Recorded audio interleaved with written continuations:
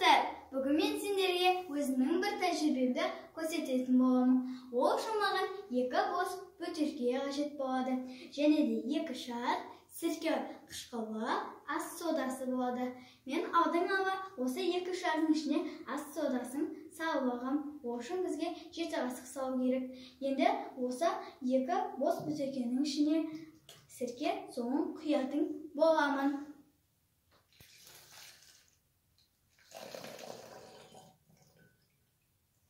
Мен осы бөтелкенің ішіне сірке қышқылын құйдым.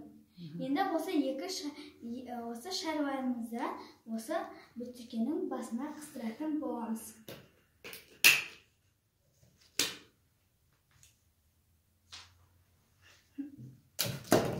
Айттым ғой мен саған жаңа.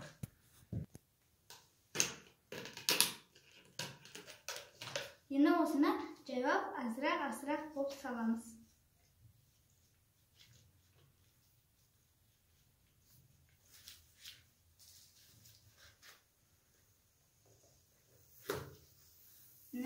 Біздің шарымыз көп тұрғанымыздай үлкейіп бара жатады. Мынаны дәл солай жасаймыз. Осы ас сода мен сірке қышқылының екеуін қосқан кезде бізде химиялық реакция болады. Осы химиялық реакциядан газ пайда болады. Сол газдан осы 2 шарымыз үрленеді. Осымен менің тәжірибем аяқталды. Сау болыңыздар.